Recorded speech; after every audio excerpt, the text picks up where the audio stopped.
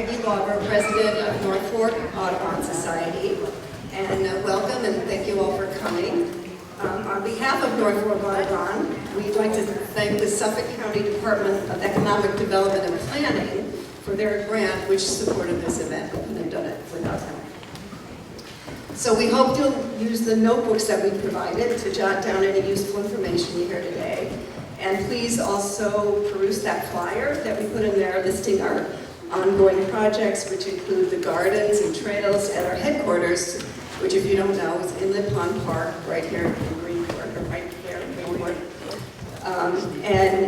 As well, there's also ways that you can get involved as a volunteer, and you can just attend our educational programs and bird walks, so check out our website.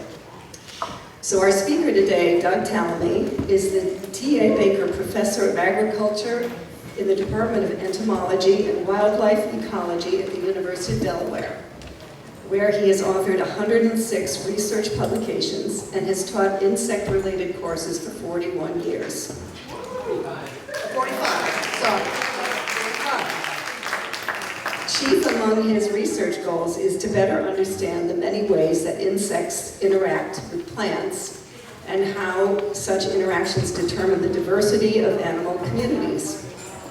He's written several books, some of which are on the back table, on Bringing Nature Home, The Living Landscape, Nature's Best Hope, which was a New York Times bestseller, The Nature of Oaks, and then his latest book, which just came out, How Can I Help? Saving Nature in Your Yard, published just last month. And you may have seen he was in the New York Times a few weeks ago, and he was on NPR, just yesterday or the day before.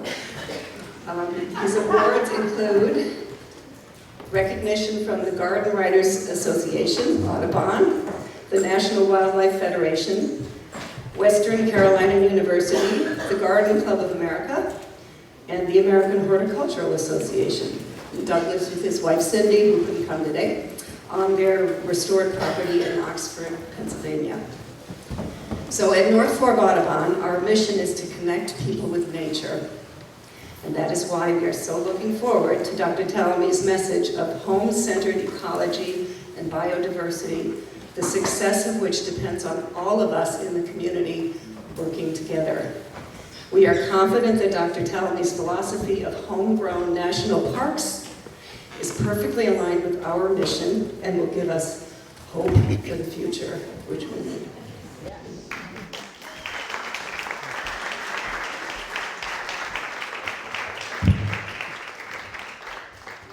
Well, Peggy has summed it up pretty well. Any questions?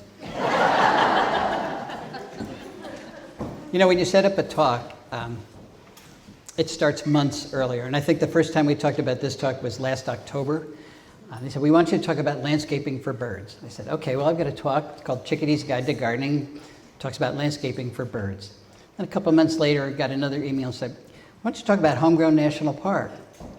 I said, okay, I've got to talk about Homegrown National Park. So we'll do that.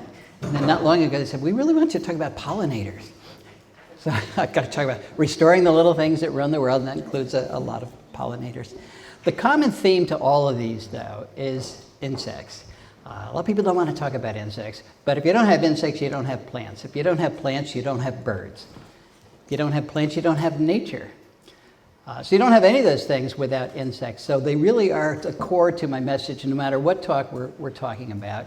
And of course, it was E.O. Wilson, Edward O. Wilson, at Harvard, not Cornell, the late Edward O. Wilson, who told us insects are the little things that run the world. And he did it way back in 1987 with this paper. And his message was very, very simple. He said, life as we know it depends on insects. And if they were to disappear, so would most of our flowering plants. And if that happened, the energy flow through our terrestrial ecosystems would be so totally disrupted that the food webs that support our vertebrate animals would collapse. We would lose our amphibians, our reptiles, our birds, and our mammals. The biosphere, the living portion of the earth, would rot because we would have lost insect decomposers that rapidly turn over nutrients, and all we would have is bacteria and fungi.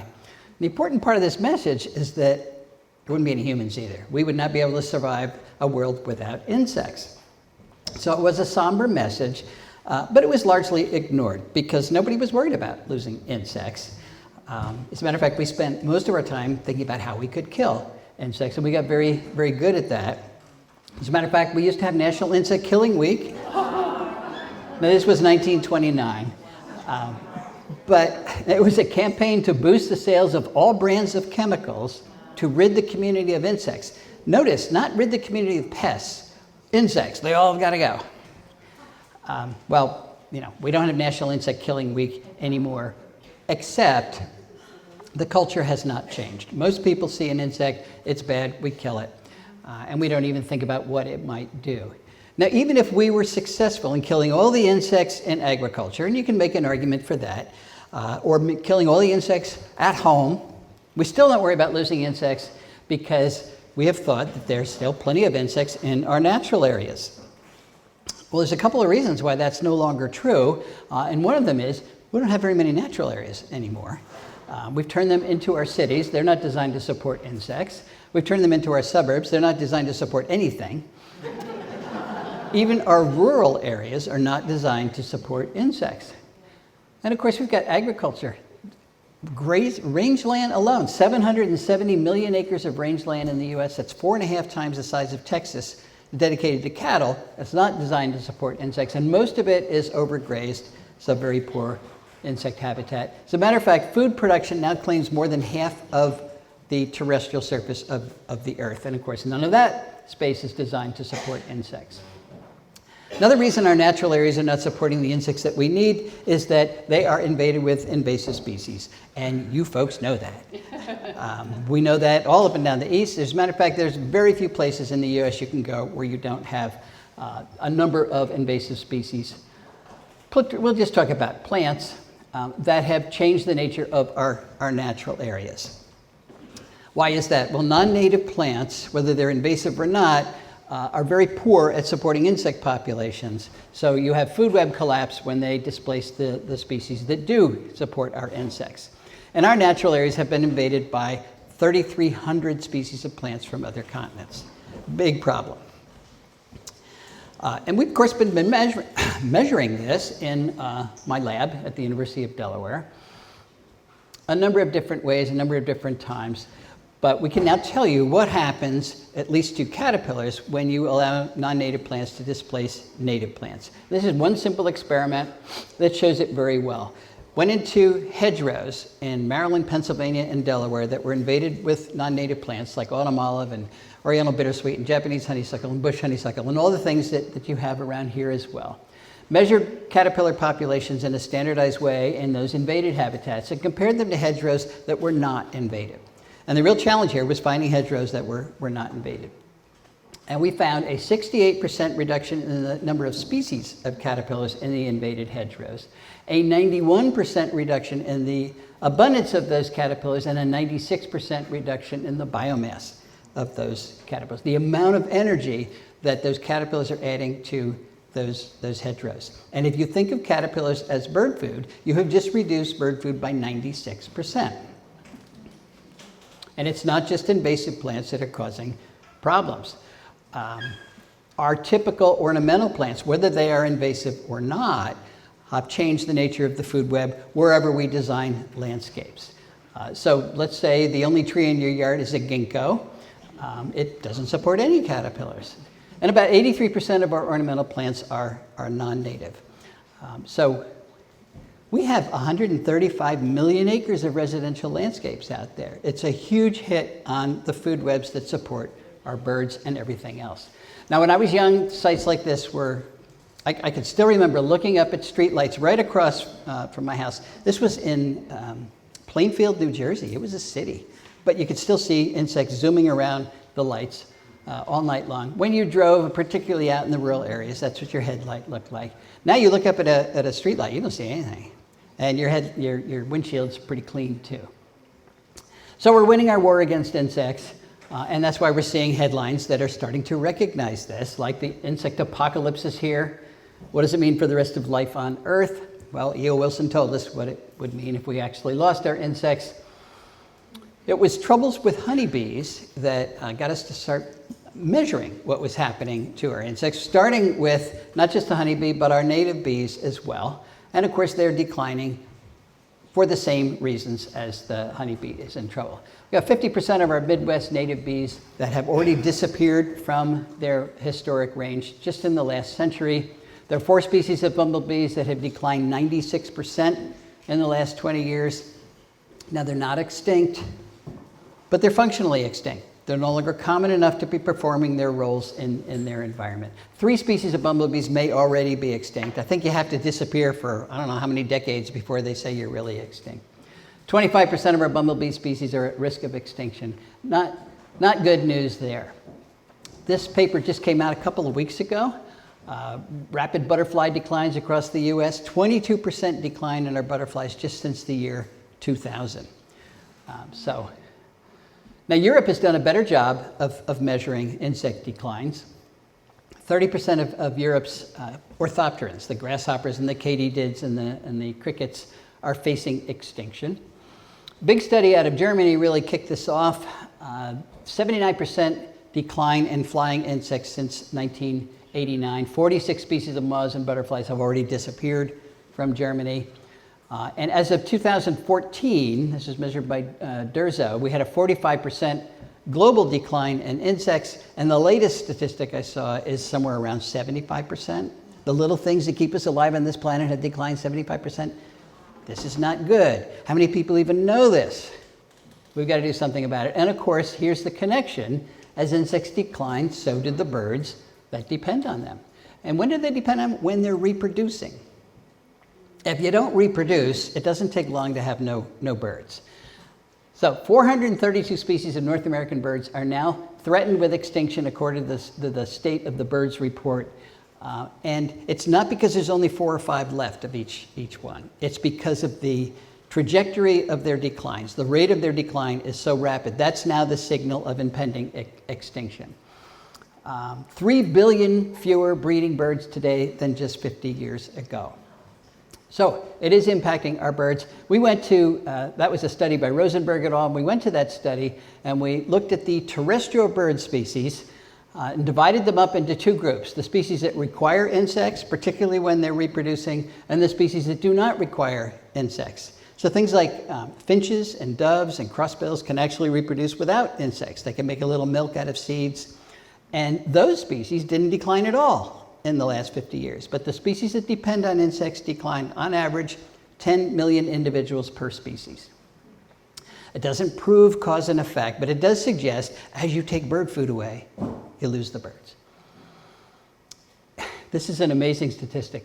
The English sparrow and the starling, invasive birds all over the world, are now red listed in England because Great Britain has sterilized its landscapes so much that even these invasive birds can't find enough to eat. And it's one of the reasons that the UN is predicting we will lose 1 million species to extinction in the next 20 years, and they made that prediction 3 years ago. Most of the species will be insects, but that reverberates up the food web. It's a prediction, hasn't happened yet, and it is our job to make sure it does not happen. Because again, those are the species that keep us alive on this planet. It is not Walmart that keeps us alive. So does it matter? Of course it matters. The creatures that keep us alive are disappearing. Now, if I said to you, introduced plants are reducing your bank account by 96%, I probably wouldn't have to say it too many times for you to get the message. This is important. But it's insects that are the currency in our ecological bank account. And we depend on our ecological bank account. That is the nature that keeps us alive on this planet. We're totally dependent on it. So I think our only viable option is to find a way to live in harmony with the natural systems that support us. In harmony, live sustainably. And sustainably doesn't mean for the next 5 years. It means forever. And that world has got to include insects. So how are we going to do that? Let's start with where we're going to do it. We're going to do it on private property because most of the country is privately owned. 85.6% east of the Mississippi is privately owned. 78% of the entire country is privately owned. So if we don't practice conservation on private property, we're going to fail. And remember, failure is not an option. It's not an option. So we're talking about having viable ecosystems on a landscape like this. And I took this from a helicopter, not far from where I live. This of course, is the current status symbol. It's a beautiful landscape that is completely dead. How are we going to start saving insects at a home like that? Well, let's think about what the causes of insect decline are. There's a number of them. Dave Wagner at the University of Connecticut says it's death by 1,000 cuts because there's so many different causes. But the major ones are misuse and overuse of pesticides. Habitat loss, of course, is huge. Every time you build a road, every time you build a house, there are no more insects there anymore. That's habitat loss, and we continue to do that every day. Plant choice. The plant choices that we put on our properties are determining the base of the food web, whether or not we're going to have viable food webs or not. Many of those plant choices have caused the invasive species problem that we have. What I say, 85% of our invasive woody plants are escapees from our gardens. Light pollution, major cause of insect decline. Climate change, major cause right now. But I actually see this as good news because these 5 causes are easily addressed by individuals at home. I am not going to make an assignment that you have to solve climate change yourself. We need to do things to solve climate change, but that's you got to bump that up a little bit. Those are policy changes. But these things we can address right at home. But before we do that, we have to decide what insects are we going to try to save? What are we going to favor here? There are a lot of insects out there, or at least there used to be species, 3 to 4 million species of insects. The reason I say 3 to 4 is most of them are undescribed.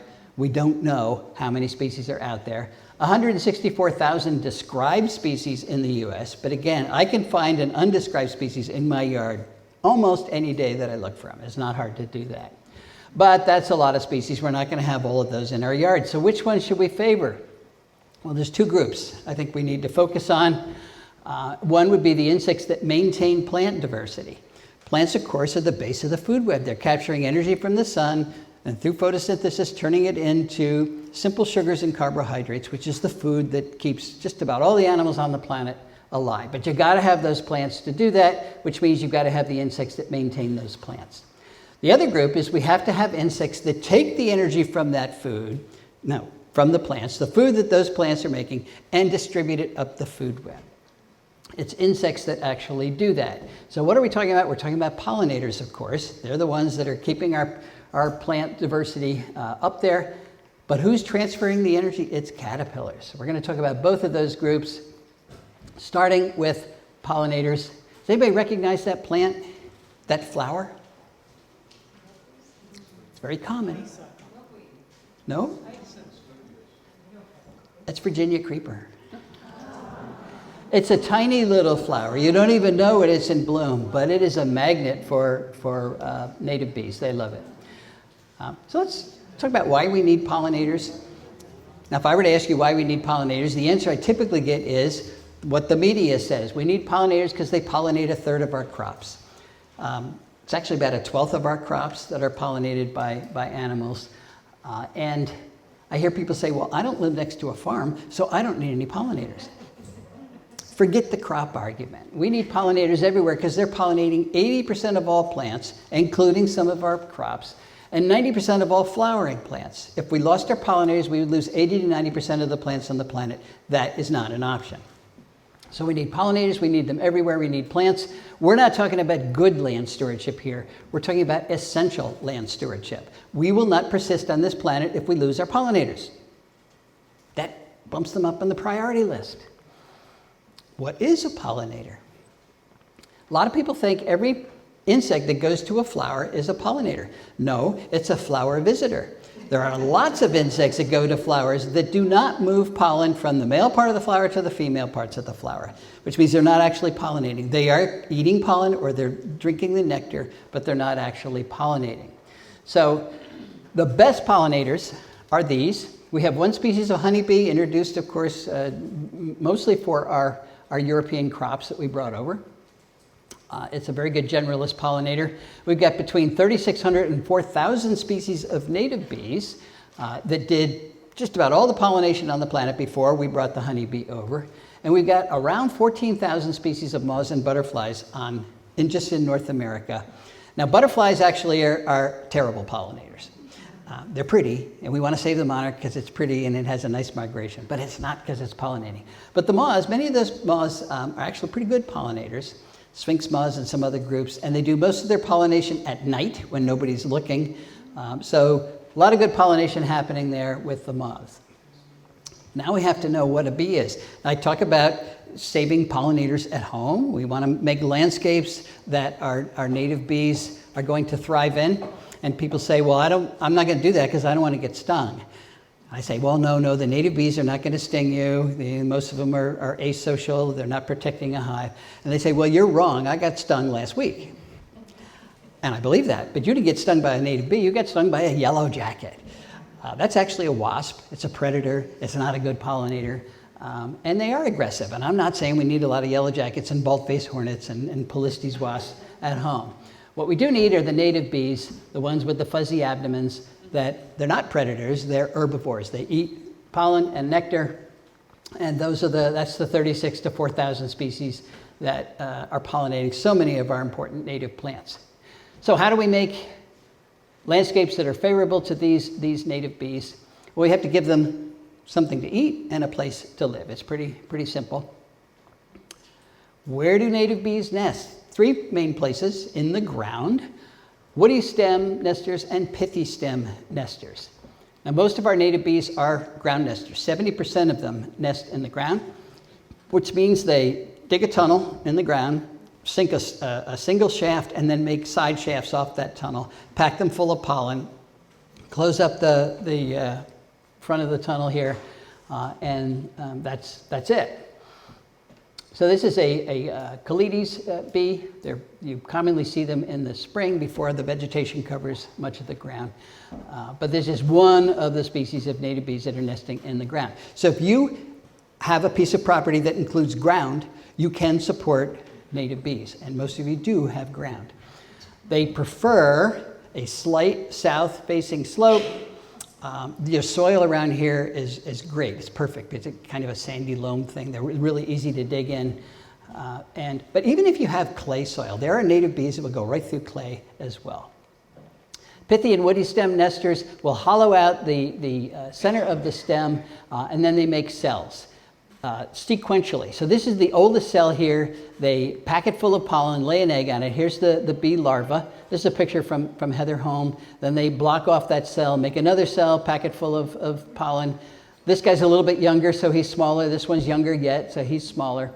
And when they mature, they pupate in these cells, and then they tunnel out sideways through the stem and leave a hole there. Both pithy stem and woody stem nesters do that. By pithy stems, I'm talking about the stems of our meadow plants that were up last year. It's goldenrod, it's evening primrose, it's ironweed, wingstem, echinacea, the things that we commonly have in our garden. But what do we do in the fall? We cut them down at the base and get rid of them because they're not so pretty. But it is those stems that many of our native bees are going to nest in the following summer. So you have to keep them there. Now what you can do is cut them down maybe 15 inches off the ground and then take away. But you don't want to do that in the fall either, because the seeds of those stems, particularly goldenrod and asters, are used heavily by our overwintering birds, particularly the sparrows. You might notice sparrows don't go to your bird feeder. They're depending on stuff like this, and if you neaten up in the fall, you've just removed all the bird food for that entire winter. So in the spring, after the seeds are gone, you cut them down about 15 inches off the ground, and then those are the stems that our bees will nest in this coming summer.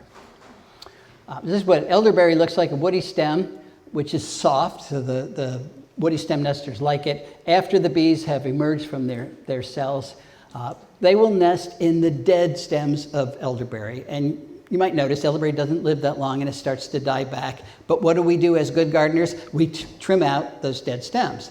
So we just removed what those native bees need. In a typical residential landscape, there's very few opportunities for woody stem nesters. So we have invented bee hotels. I use the term "we" loosely, but any hole like that. So these are little pieces of bamboo cut up or drilled holes in wood stock. are opportunities for our woody stem nesters. And the bees do use them, and people love them. Sometimes they go crazy making them. So this is a lot of fun for people, but research is showing you don't want big bee hotels because it concentrates all your bees in one place. It puts all your bees in one basket. If a predator or a disease finds it, it takes out all the bees. So it is much better to have small, not so fun bee hotels scattered throughout your property. You want to put them in something that's out of the rain. So make a little roof for it or something. You don't want rain on it. But then you're not putting all your bees in one basket, and it's much closer to the natural situation that your property used to support. This is an idea that it's a good one. You get a log, and pine is great. When a pine tree dies or is cut down, it actually has a lot of beetle larvae in there, and they will tunnel out when they mature, and they leave a perfect hole for the native bees. So this isn't going to last very many years, but before it totally decays, it's a wonderful site for native bees, and you can stand it up wherever you want to in your garden. Okay, what do bees need to reproduce? They need pollen, and they need nectar, and they need it all season long. This is the distribution of native bee species in New England. Data from Jared Fowler. They come out in March, and there's still a few around in November. It's a sequence of species. Most of the species are out right now, May and June and July. But it means you need forage, you need flowering plants all season long, which is why no mow May makes no mow sense.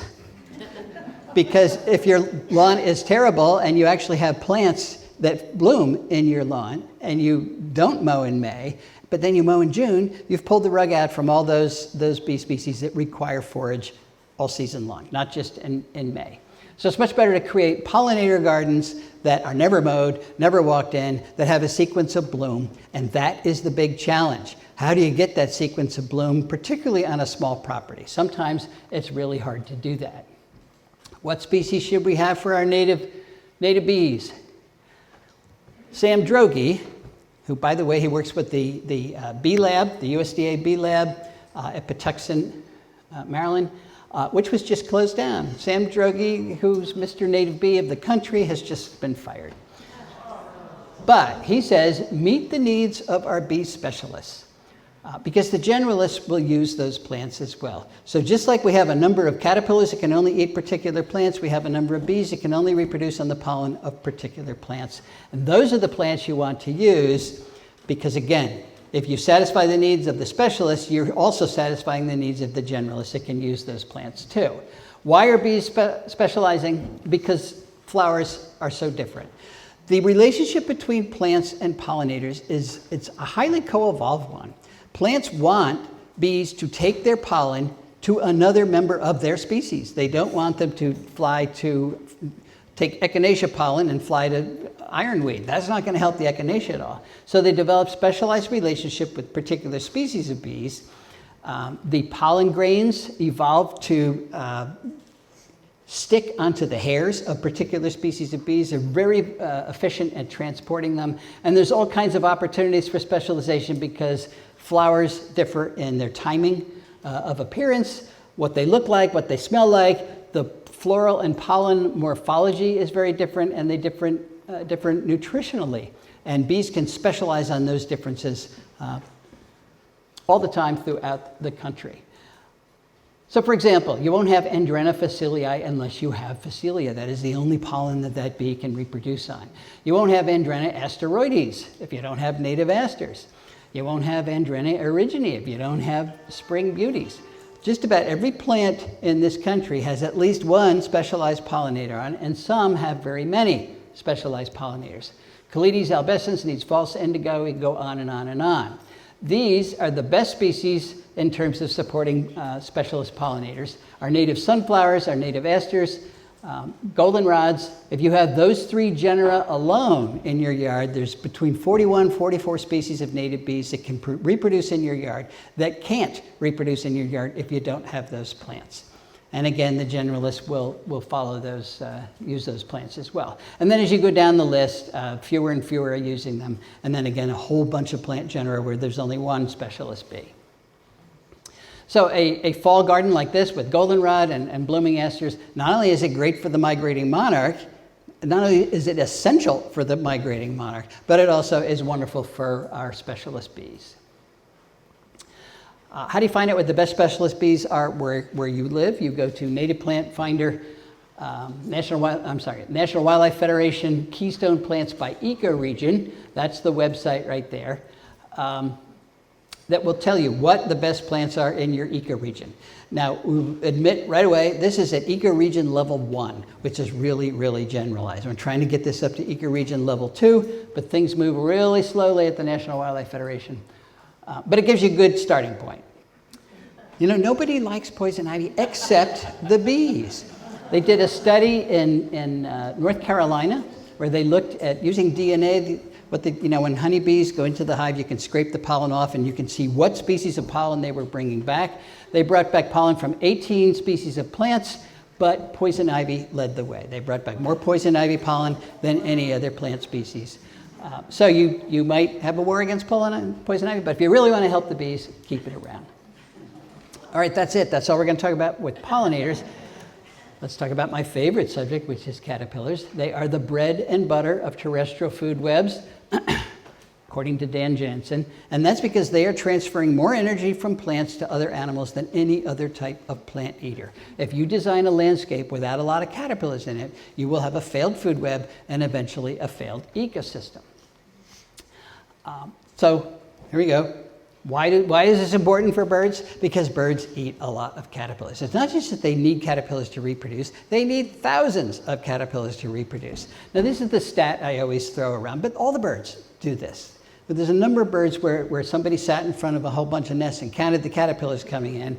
6,000 to 9,000 caterpillars, depending on the number of chicks in the nest, just to get to the chicks to leave the nest, to fledge. And then after they fledge, the parents continue to feed them caterpillars another 21 days. Nobody's counting them because they're flying all around, but you're talking about tens of thousands of caterpillars to make one clutch of a bird that's a third of an ounce.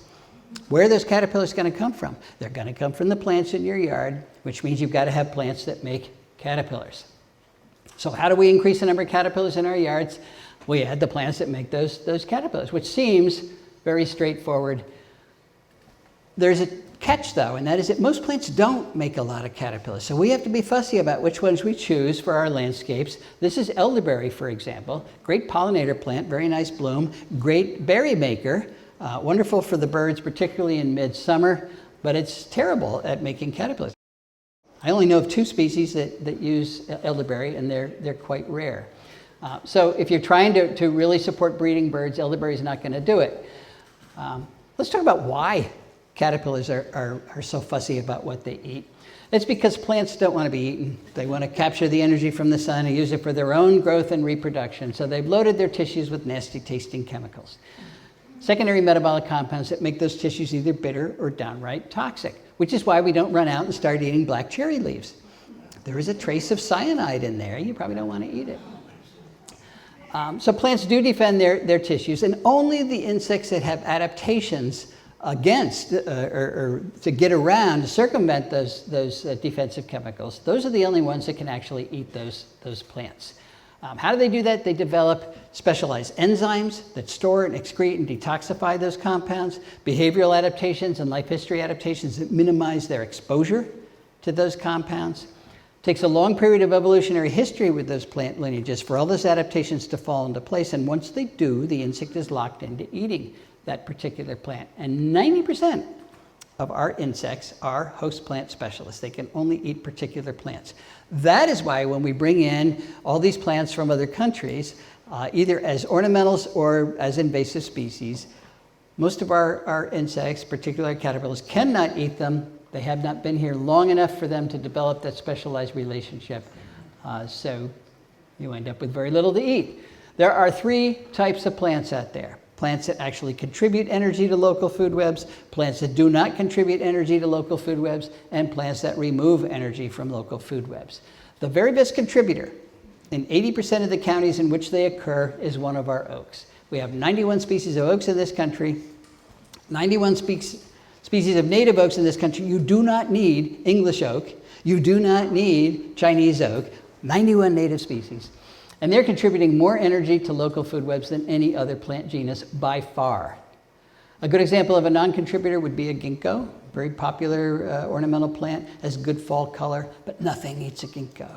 So it's not adding any energy to local food webs. And a good example of a detractor, again, would be any of our invasive ornamentals like calorie pear or Bradford pear here. Burning bush, privet, you know what they are. Not only are they not supporting caterpillars, but they escape into our natural areas. And we already gave you the stats, reducing caterpillar populations by 96%.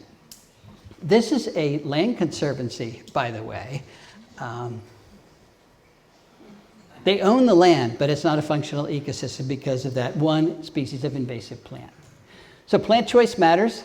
That's my point here. If I want to have the beautiful Pandora Sphinx at my house, I got to have Virginia creeper because that's its host plant.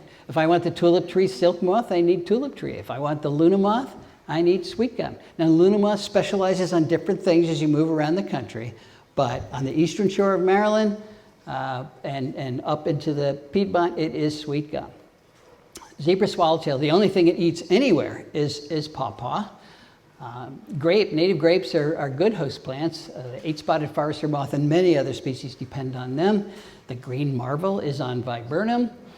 Brown-hooded owlet on goldenrod. 110 species of caterpillars in this area are on goldenrod. It's one of our top plants for supporting caterpillars.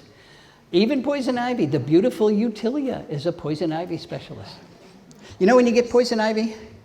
When you try to get rid of it.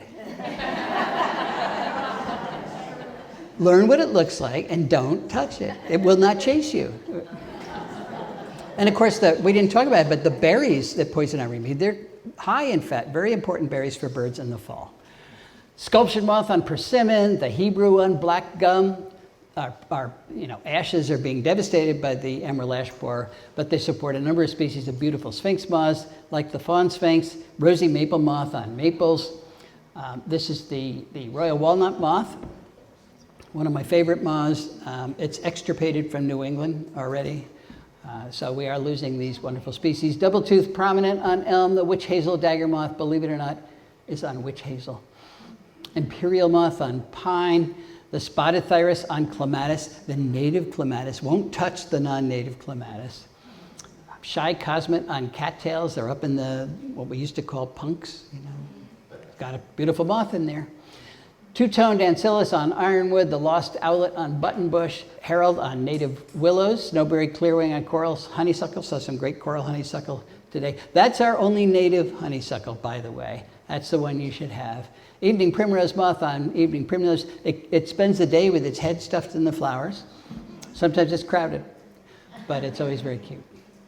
The showy emerald on sumac, not poison sumac. I've never seen poison sumac. That's a plant of the swamp or something. I'm talking about staghorn sumac or smooth sumac, great soil stabilizing plants.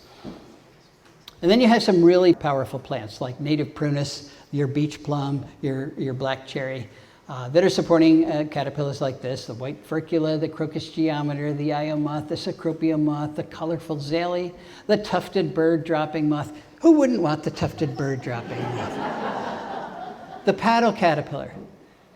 Tell your kids to go out and find a paddle caterpillar, and ask them to figure out what those paddles are for. And don't tell them. Let them think about it.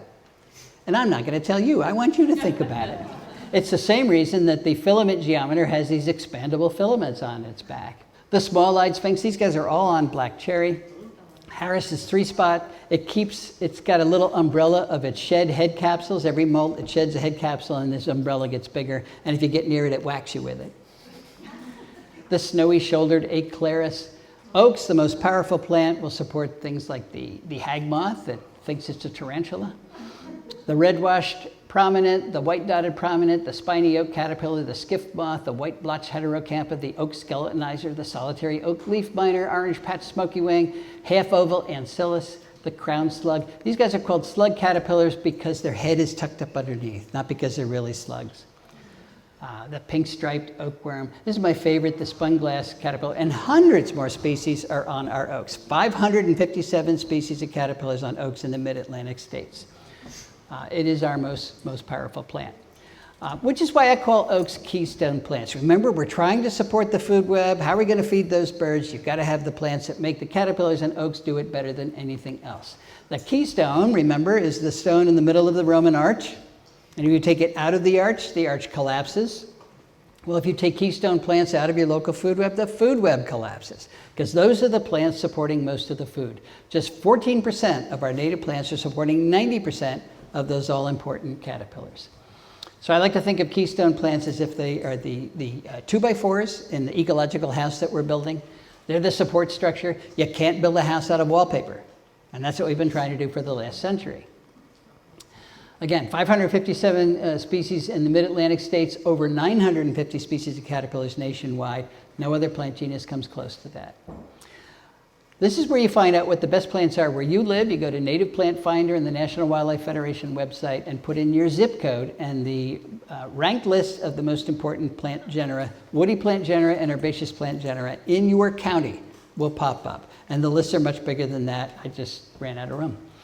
But the old excuse, if I don't know what to plant, it's just an excuse now. You do know what to plant. So where did I take all those pictures I just showed you? I took them in my yard, and that's what my yard looked like. Our yard, my wife lives there too. When we moved in the year 2000, it was a piece of a farm. It was broken up into 10-acre lots. It had been farmed for over 300 years, so the soil was exhausted. Most of the topsoil was down in the holler over here. And it had been mowed for hay before we moved in. So really, blank slate. And the goal was to restore the eastern deciduous forest with a little bit of meadow there, which we have pretty much done. You always have to fight the invasives. But the question is, has life returned? Is it worth doing? Does this work, is what I'm trying to say. You can measure life any way you want. We measure it in terms of the number of breeding birds, the birds that have bred on our property, and the number of moth species that are creating the caterpillars that those birds use to feed their young. So we're up to, well, let's see, I'm still taking pictures of every moth species that I find. Not finished yet, but I'm up to 1,351 species of moths that have moved in because we put the plants back. Bottom line is, this works. It works. Nature's really resilient. Including Thaxter sallow. Got that this year. What's important about Thaxter sallow is it is on the brink of, it is a species of concern, but it is on the brink of being endangered. Yet it just showed up at our house. It's an oak feeder. We put the oaks back, and there it is. We planted all these plants, and we tolerated these plants. Most people think black cherry's a weed. Grapes, they pull them down off the trees. Tulip trees, they're okay. They're not high value. Virginia creeper, everybody hates Virginia creeper. They think goldenrod makes them sneeze. So even our poison ivy, our greenbrier, our dodder, they're all supporting important groups of moths. So in other words, you can recreate a functional ecosystem by increasing the plant diversity on your property. And when you do that, you create the caterpillars that allow the breeding birds to come into your yard. We now have wood thrush on that blank slate, forest breeding birds, because we've got the food that supports them. Everybody says wood thrush need tall, mature forests. What they really need is leaf litter, because they're thrushes, they forage on the ground. Although the oak trees, the acorns I planted in the year, actually it was 2001, those trees are now over 60 feet tall. So they really come back quickly. But we've got them because this particular moth, the leopard sphinx, comes from Virginia creeper, and we have a lot of that. We've got indigo bunnies because we've got alders making ruby quakers. We've got chipping sparrows because we've got black walnuts making great edged bomolokas. We've got field sparrows because we have oaks making red-lying panapoters. We've got titmice because we got black cherries making dowdy pinions. Phoebes because we have native grasses making skippers. Robins eat worms. Well, they do eat worms, but all you have is a lawn, and that's all that's there. But these are all the moths produced by the weeds that everybody wants to pull out. Carolina chickadees, of course, are eating lots of things, including the tulip tree beauty that we have because we have tulip trees. White-eyed vireos are eating the spicebush swallowtail that we have because we have spicebush and sassafras. They're closely related, believe it or not. House wren, because of hickories making copper underwing. Bluebirds, because we have sycamores making drab prominence. We have recorded 62 species of birds that have bred on our 10 acres. Not flew by, but bred. Why am I telling you this? Because this is another headline that we see all the time. The World Wildlife Fund says that 2/3 of Earth's wildlife have vanished since 1970. It's a terrible statistic, but I'm thinking, gee, not at our house. I am convinced we have increased biodiversity by more than 2/3. It didn't take that long, and it wasn't that hard. We just put the plants back. What would happen if everybody put the plants back? We really could turn these terrible statistics around. So if you choose the right plants and use more of them, this could be your yard. We could restore insects and functional food webs and our bird populations everywhere, and our pollinators. So I'm going to leave you with 11 things you can do to restore the ecosystem in your yard, starting with reducing your lawn. We have 44 million acres of lawn. Now that statistic keeps going up, which is an area bigger than all of New England, dedicated to an ecological deadscape. Why do we do this? Well, it's a status symbol. It's a very important status symbol. We humans need our status symbols. We like neat. It's easy to maintain a lawn in a very neat way, and we have to display our Halloween decorations. You know, I drive by this church in Mississippi when I go down there to talk, and it strikes me. Everybody's inside worshiping God's creation, and on the outside they're killing them. With that giant lawn that supports nothing. We just don't think. We're not thinking. Plant for specialist bees, we talked about doing that. Remove the invasive species from your property. So these are major invasive species around here, but again, it's a big list as you move around the country.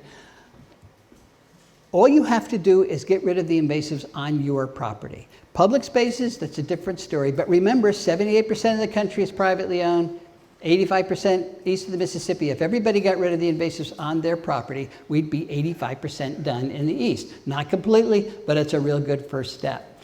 Where are most of your invasive species? They're on the edge of your property. What you call I don't know what, an edge. But I look at my neighbor's edges, it's nothing but invasives. It's their responsibility to remove that, and they just don't know that.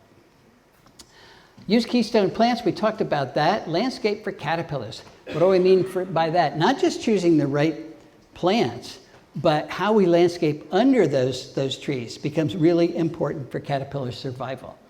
I live in Chester County, Pennsylvania, where oaks support 511 species of caterpillars. A few of them, like the polyphemus moth, develop on the tree itself. The caterpillar eats the leaves, then it spins a cocoon and hangs from one of the branches, then it emerges as an adult, then it does it all over again. Everything happens on the tree. But that is an exception. 94% of the caterpillars on oaks, and that's just an example, will drop from the tree after they finish growing, and they pupate underground, they wiggle their way underground, or they spin a cocoon in the leaf litter that's under the trees. And that's the problem. There is no leaf litter under the trees. We don't tolerate it, it's messy.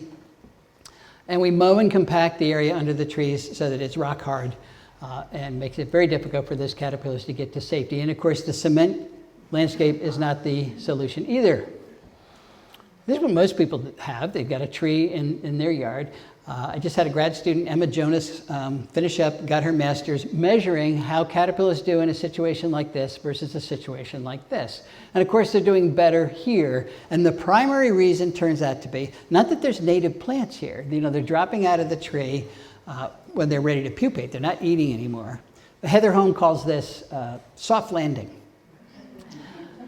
And again, it's not really that it's a soft landing. It's that the soil is not compacted. When you walk under your tree, when you mow under your tree, you're compacting the soil. Most of these caterpillars pupate very close to the surface. Within a half inch, you walk on them, you squish them. So traffic under your tree is devastating to the populations of caterpillars up there. If you make beds under your trees, those are no-go zones. You're not walking in them, you're not mowing them, and that's why the caterpillars will do so much better. You can do your fancy spring ephemeral gardening under your trees that way. So we're not talking about, we're talking about more gardening here. We're talking about, and this is the way you reduce your lawn, by the way.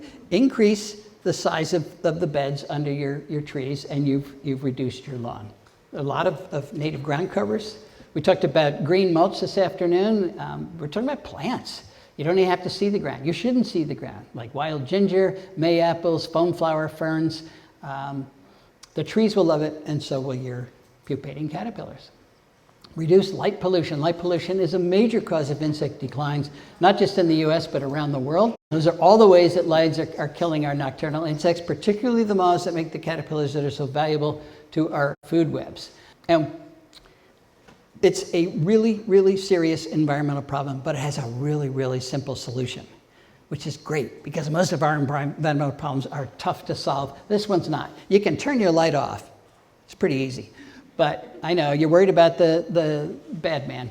Put a motion sensor on your light so it only turns on when the bad man comes. And that's not very often, believe it or not. And if you don't want to do that, take the white bulb out of your security light and put in a yellow bulb. Yellow wavelengths do not attract nocturnal insects. They sell them at the hardware store. You don't even have to get a new product here. It's called Bug Light. You can get incandescent, but there's a new study just came out showing that the yellow LEDs are even more effective. They're attracting even fewer insects. So if we were to switch out our white bulbs for yellow bulbs overnight, we would save millions of insects, and if we use LEDs, we'd save millions of dollars too. Oppose mosquito spraying. Booming business around the country, and I get it. You guys live on a salt marsh, and you make a lot of salt marsh mosquitoes. It's just a feature of where you live. This is a booming business all over the country, not just next to salt marshes. What's disturbing is the false advertising. They say it's a natural organic product that only kills mosquitoes. Natural, it's pyrethroids, which are patterned after the compounds in chrysanthemums that kill insects. But it's industrial strength pyrethroids. And organic, yeah, it's a product made by a plant, but cyanide is a natural organic product. Ricin is a natural organic product. So being natural and organic is just misleading the public. And then they say it only kills mosquitoes. That's not even close to true. It kills all the insects, including our almost ought to be endangered monarch. We've lost more than 96% at this point. This was a result of a mosquito fogging event on Kent Island in the Chesapeake. My friend happened to be there and he picked up a handful of monarchs, but he said there were thousands on the ground because it was during a big migration event. It's killing the pollinators that we're trying to support. It's killing the caterpillars and all kinds of things that we're trying to feed our birds with. And it doesn't control mosquitoes. To control mosquitoes in the adult stage, you have to kill 90% of them. These guys kill about 40%, so they have to keep coming back and back and back, making sure your monarch is really, really dead.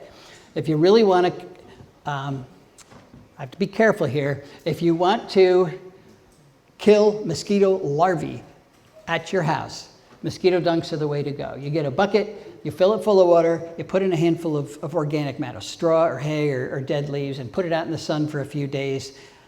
That builds up populations of diatoms and algae. And that is what mosquito larvae eat. Not all the species of mosquitoes, but the primary Culex mosquitoes that are biting us, they will come, the females will lay their eggs in your bucket because it's the best place for their larvae to develop. Then you go to the hardware store and you buy a sheet of mosquito dunks. Bacillus thuringiensis, which is a natural bacterium that only kills aquatic diptera. And the only aquatic diptera in your bucket is a mosquito larva.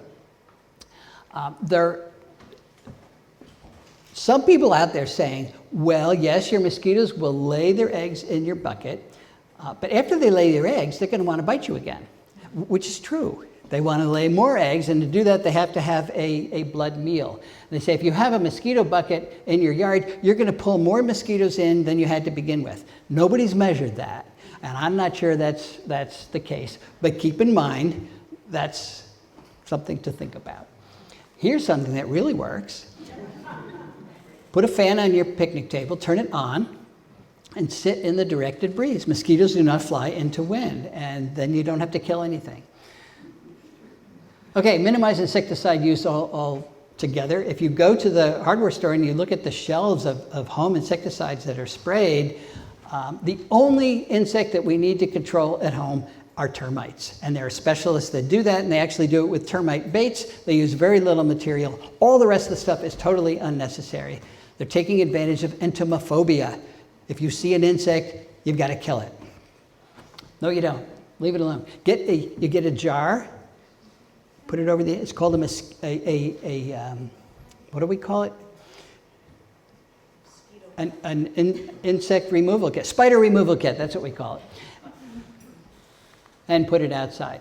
And bug zappers, by the way, way back in 1996, we did a study with bug zappers, put trays underneath them to see what they were really killing. And you get a lot of dead insects in there. When it explodes, yay, we just killed an insect. Well, it was 99.98% non-target insects that are killed by your bug zappers, not your biting flies. 0.02% biting flies. So almost everything you're killing with a bug zapper is part of the food web that you don't want to kill. So don't use a bug zapper. Share a native plant. You know, a lot of people have good native gardens and they have more plants than they can use. Every year they reproduce, put them in a pot and give it to somebody. The supply of native plants, the demand for native plants exceeds the supply right now. So you can help while nurseries are catching up. Nurseries are realizing that this is a business opportunity. It's not that they only want to sell Chinese plants. They just want to sell a plant. They want to make sure you're going to buy it. So this can help. And then finally, we have to address HOAs. A lot of people say, I can't do anything you say because my HOA says I'm not allowed to. Join your HOA, educate them from within. It's much better than suing them. But by the way, if you sue them, you're probably going to win now. There's actually a precedent for it. But join them, educate them.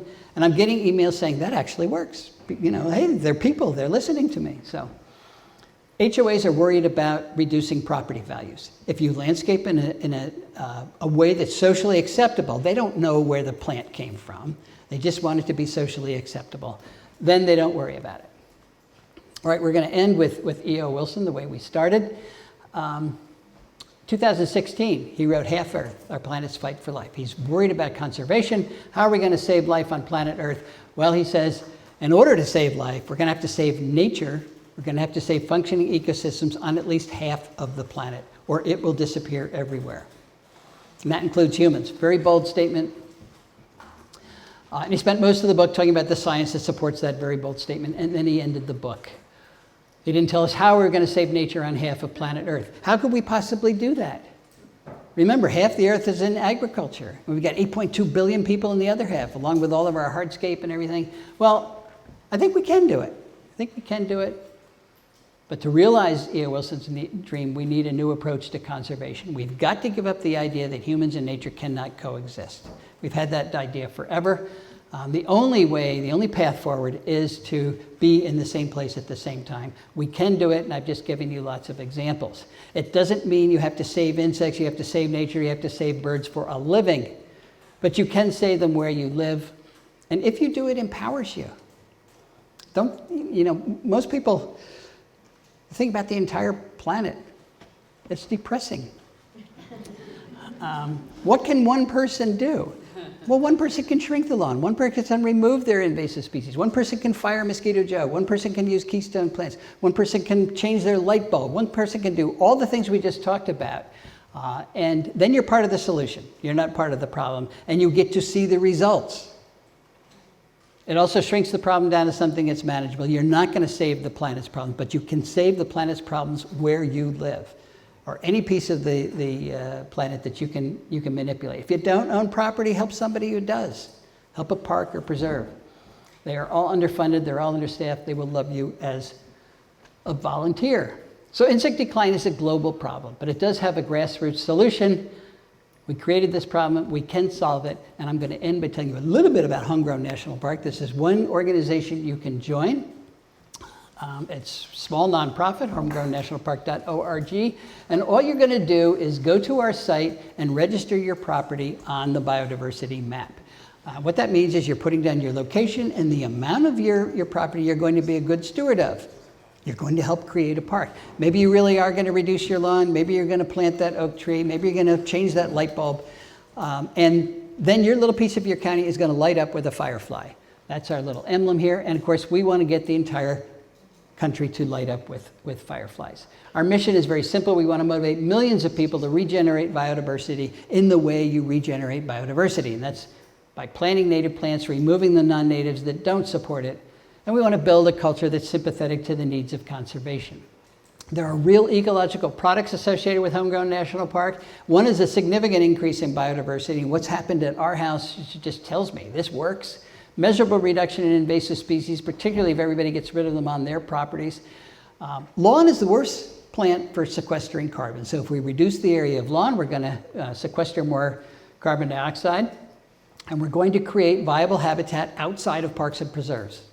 Every bit of conservation we do outside of a park is going to help conservation inside of the park. Equally important, though, are sociological products associated with Homegrown National Park. And one of those is national awareness, not just of what the problems are, but what the solutions are and what our roles in those solutions are. We really do want to change the culture.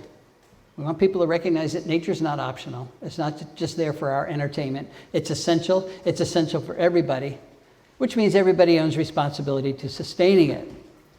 We want to convert hope into action. Hope is good, but action's even better. And we want to merge all the existing conservation organizations onto one visual, the biodiversity map. There's wonderful conservation happening at Audubon, National Wildlife Federation, Wild Ones, all the land conservancies, but nobody's measuring it in one place. We want to see how we're doing where the gaps are. We've got Canada playing this game now. We're talking to England. It's really a global issue. So Robert Swan. Oh, did I mention that it's free?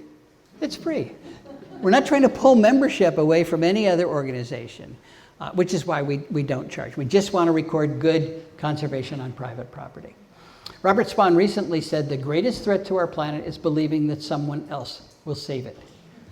It's not going to be someone else, folks. It's going to be you folks. How we act today is going to determine what nature's fate is, and then ultimately our own. So those are the websites that I talked about, and I'm happy to answer any questions if you have them. Thanks very much.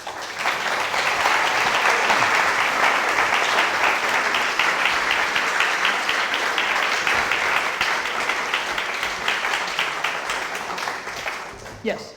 It's funny, as you mentioned fireflies, I had just had that thought. What is their significance other than just being amazing to look at? What are fireflies? The significance of fireflies. As larvae, they are predators in leaf litter. If you rake your leaf litter away, you throw your fireflies away. So it's another reason to keep leaves on your property. But they're predators. You know, insects reproduce really quickly. If we had nothing eating them, and most of the things eating insects are other insects, then things get out of hand. So, yes, way in the back. Yeah, I was curious, sorry, just stand up. I'm in the process of building a company that does data analytics. And I've been finding that the most resistance has to do with ticks, specifically in our environment. And I saw on the Homegrown National website a study that was done by Yale about the biodiversity of flora and fauna and how it affects the microbiome of the soil. All right. And how it abates Lyme disease. Are you familiar with that? Do I agree with it? Oh my gosh, it's on Homegrown National Park. Yeah. You know, I'm missing the question part of your question. I guess I was wondering if you had some information to share with everybody, because it seems to be the largest resistance towards installing native tall grass netting.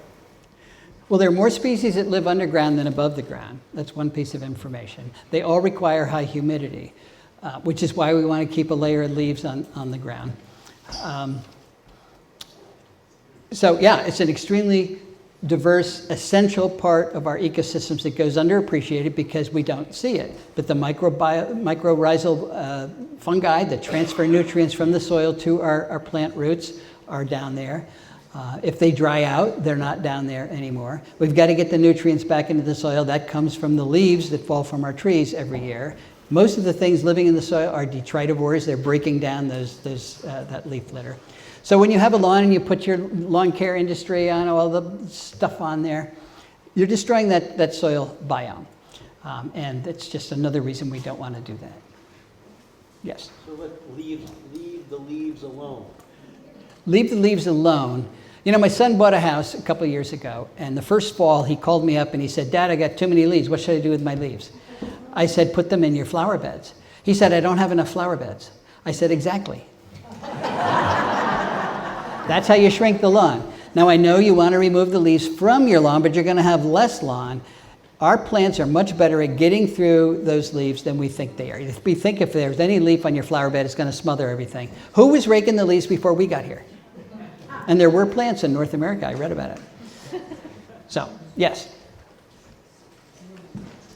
Two of you. I'll get both of you. My question was, I'm not sure you've heard them, but I'll speak for myself. I am concerned, and I use, I will say it, pesticides because of deer ticks. And deer ticks here are spooky bad. They're spooky bad everywhere. Are those pesticides controlling your deer ticks? You know, in a way, I don't know. In another way, I think they might be. I don't have enough information. What pesticides are you using? It's that organic shit that everybody. Like the company, and they say it's organic, it's product. Yeah. So, No, yeah, I get it. I've had Lyme disease 5 times. We have deer ticks all over our property. Why? Because we've got too many deer.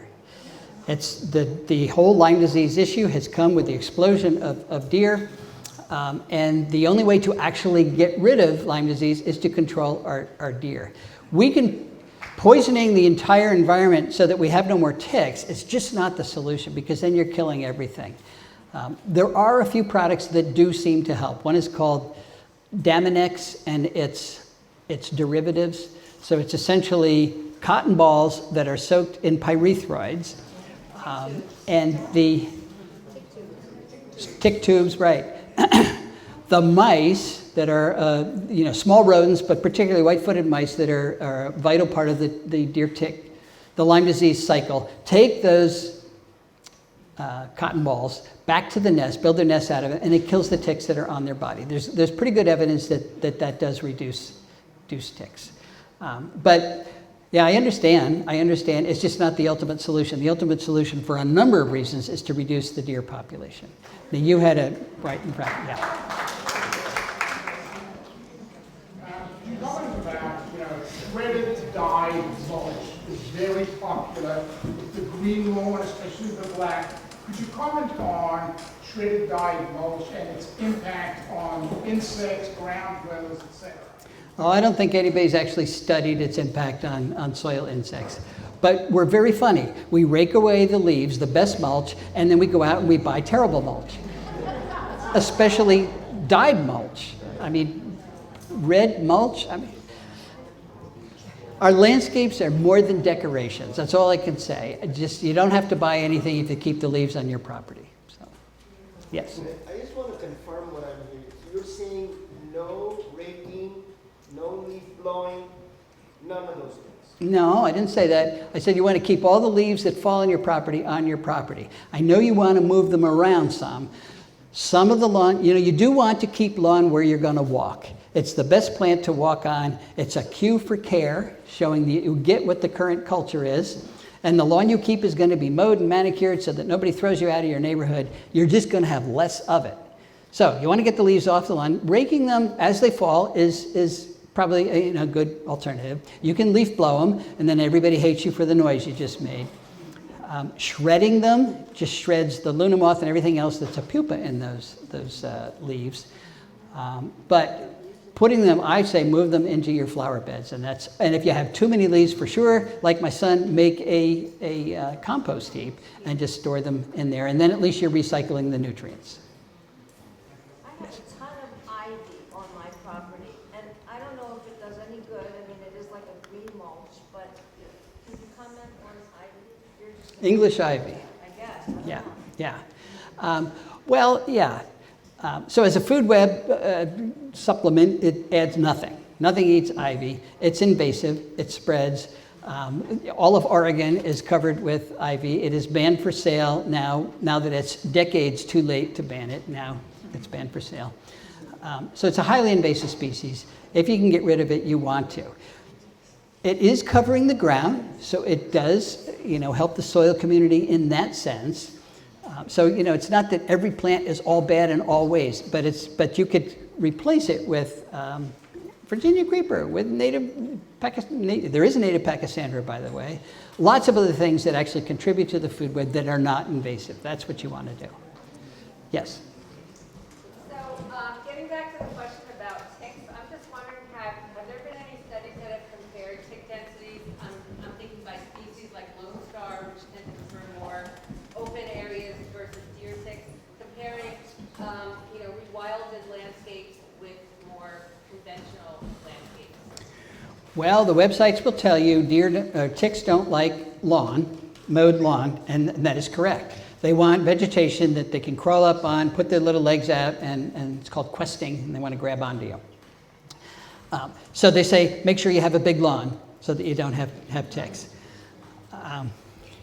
Paving it over, you'll even have fewer ticks at that point. So we have to find some kind of ecological compromise here.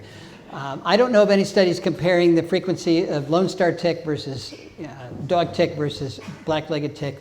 All these ticks like high humidity. So in a spring like this, where we've had a lot of rain, they love it. It's not that they love brush piles or anything else. They like areas of high humidity. So I don't know. Did I answer your question?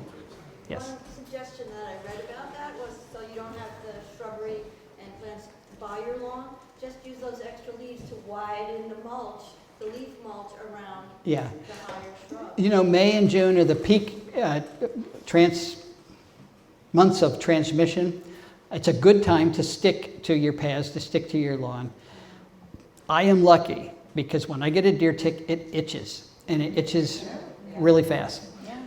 So in the last 2 days, I have removed 3 deer ticks. So they're there. Am I going to stay out of my yard? No, but that's my personal decision. This is called risk management. You can stick to your yard during the areas of peak infectivity, but ultimately we want to get the deer populations down. Yes?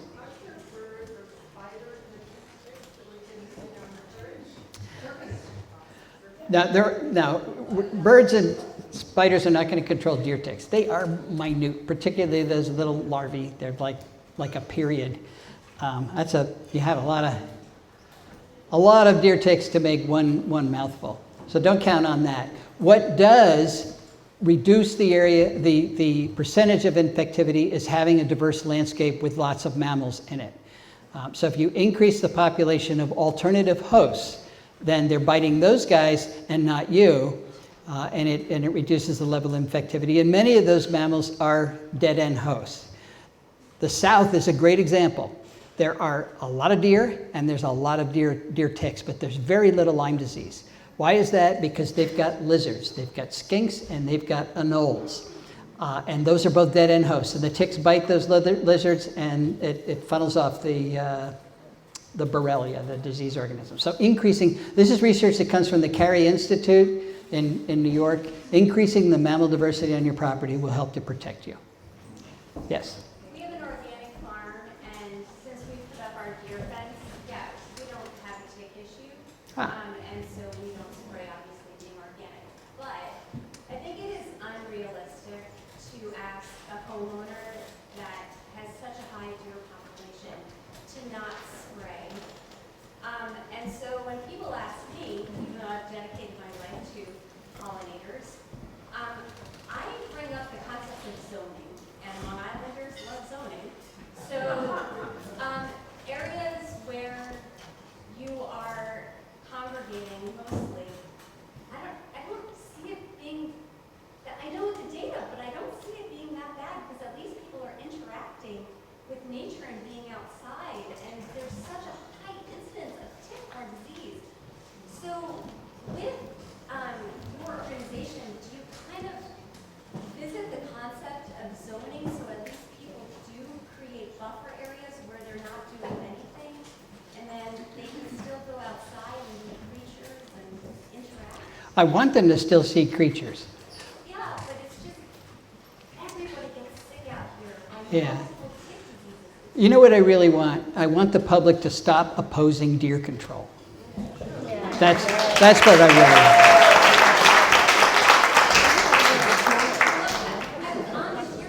I agree with you, but there's still so many deer. Yeah.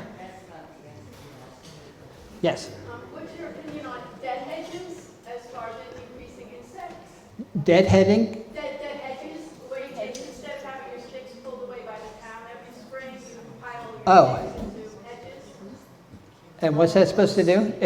Wildlife likes it. It would increase the insects, I think it would be beneficial, because instead of taking away even the sticks, just like not taking away the leaves, not to take away the sticks as well. Well, it keeps organic material on your property. Insects don't, well, I wouldn't say that.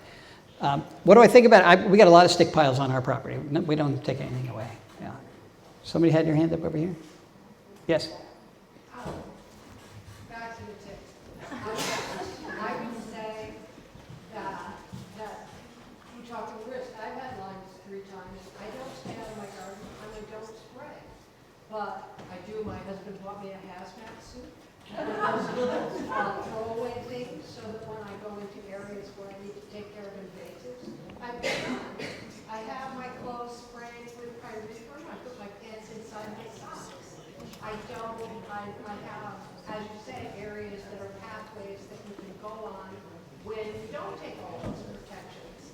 It's if you spray selectively, there's drift. It's not going to stay in a select spot, right? It's going to drift all over. So I think that it's our responsibility to take care of ourselves and not destroy other things instead of that. On the back. Thank you so much for this talk and all the work you're doing. It's really incredible. I wanted to see if you could just talk very specifically about leaf blowers.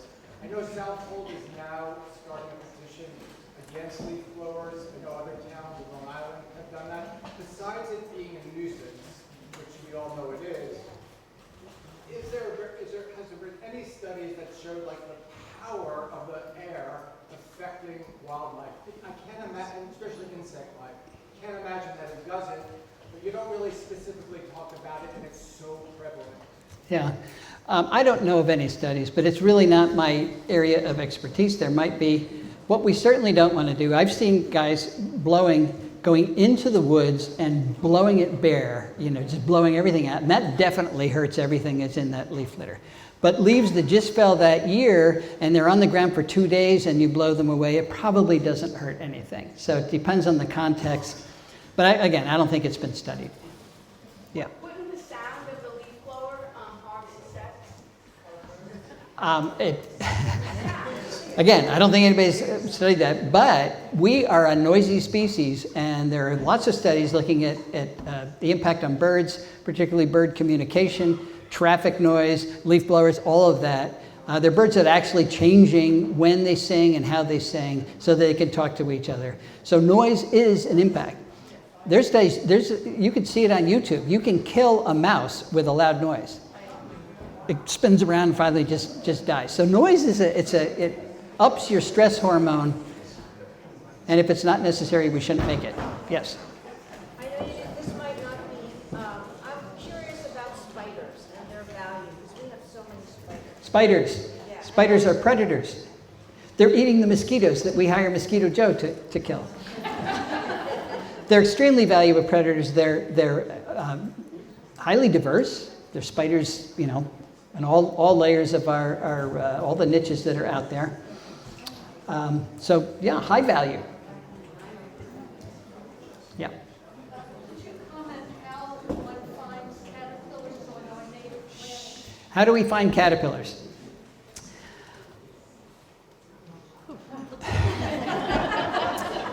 Yeah, the caterpillars don't want to be found because the birds are really good at finding them. So they're hiding from you. Many of them are highly cryptic. They look like leaf edges. They look like damaged leaves. They look like algae. They look like fungus. They crawl off the leaf during the day and are hiding on stems or the trunk or sometimes in the ground. So the birds aren't going to find them there. The best time to find caterpillars is at night. You go out with a flashlight and you look at, because the birds are not hunting them then, and then they go out and then they do most of their eating at night. During the day, the caterpillars, if they're out in the vegetation, they're underneath the leaf. They're never on the top unless they taste bad. If they taste bad, they are on the top to advertise that. I showed you a lot of pictures of caterpillars. I didn't find all those on one day, So you have to, and you develop what we call a search image. You use your knowledge of what the caterpillar is eating. If I want to find monarch caterpillars, I'm not going to look on an oak tree. I know it's only going to be on milkweed. And you can do that with most of the species that are out there. You know what its host plant is, and that's where you look. But you have to be, you have to say, this is what I'm going. If you say, I'm going to go look for one of the underwing caterpillars, you won't find it, but you'll find something else when you're looking. So, but have something in mind when you're looking. Yes. Could you just say a couple words about the equipment you use for all those people? The equipment I use, everything's digital now. It's a Nikon, but it's not the camera. The Canons and everything else is just as good. Lenses, it's a macro lens for the caterpillars and different telephoto lenses for the birds. The key to good photography in the digital age is to delete your bad ones. And then you only have good ones left, and that's how easy it is. In the old days, it was 25 cents a shot, and you didn't know whether you got it or not until a week later. Now you can look right away, oh, that worked, it didn't work, and you keep shooting until you get what you want. So digital has really changed how easy it is to be a good photographer. Yes? Do you take the moth pictures at night? Is that? Yeah, you have a flash. So macro photography is a couple things. You have to have a big depth of field. Otherwise, only the front part of the insect is in focus. To have a big depth of field, you have to use a low f-stop, f16 or lower. That'll give you the depth of field, but that blocks light. So the only way to get enough light is to have a flash. Even during the day with small insects, you have to have a flash. Yes? Yes, I just want to make sure that I heard you right. The organic quote-unquote spray from chrysanthemums, it does kill all insects, including monarchs. That's what I heard. Yes, that is correct. But you know what? Most of the evidence, like that picture of the dead monarchs, they're pretty dead. It's anecdotal. But this summer, we are doing, in my lab, we're doing a controlled study, highly controlled in lots of different ways, looking at the impact of mosquito fog on non-targets. So at the end of the summer, I'll be able to give you real numbers, not just a bunch of pictures of dead insects. This is pyrethroids are a general insecticide. There's no way it can kill one type of insect without killing the other types of insects at the same time. Yes? How do you know which insects are eating your plants? You catch them in the act is the best way. A lot of the damage you see on your leaves, particularly your woody plants, is again happening at night. A lot of it happens from beetles. We've got 3, 4, 5 species of Asiatic beetles we have introduced. So they're related to the Japanese beetle, but they're out at night and they're munching away on your leaves. A lot of Asiatic weevils are doing the same thing. But some of our native scarabs, they're out there, June beetles, they're up on those leaves eating them. You never see them during the day, but they're at it at night. But yeah, you don't really know. If you just see the damage, you have to catch it in the act. Yeah. One more. Yes, that's you. How about neem oil? Is neem oil okay to use on roses or for little? Neem oil comes from the neem tree in India, and it has mild insecticide properties. So it's another form of killing insects. But if there's a particular insect eating your roses, a little leafhopper on your rudbeckia, and you're killing everything. It's still... Most of the insects eating our plants are not killing everything. We tend to think if it's on the plant, it's going to kill it. That's typically not true. Sometimes we get out of whack. Often when we try to control things like aphids, we'll spray them, whatever. You don't control the aphid, it comes right back. But what you did do was eliminate all the aphid parasitoids and the predators. So then you're on the insecticides treadmill. You've eliminated the natural enemies that keep these things under control. What we have to do is tolerate some pests in the beginning so the natural enemies come.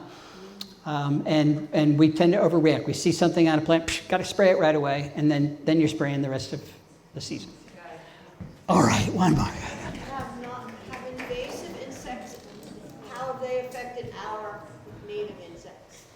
Our native insects. Invasive insects have certainly affected our native plants, like the emerald ash borer, Yeah, for sure. gypsy moth, which is now the spongy moth. But are they consuming their Yeah. food? Yeah, and our reaction to things like the spongy moth. What do? We fly over the forest and spray 7 or some other thing. It does kill the spongy moth, but it kills all the Lepidoptera, and then the birds have nothing to eat. So that's the biggest impact.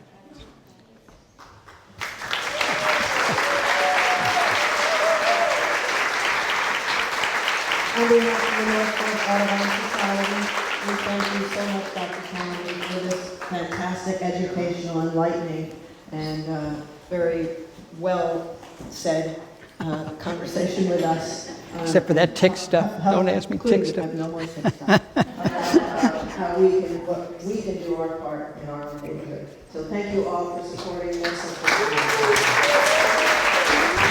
for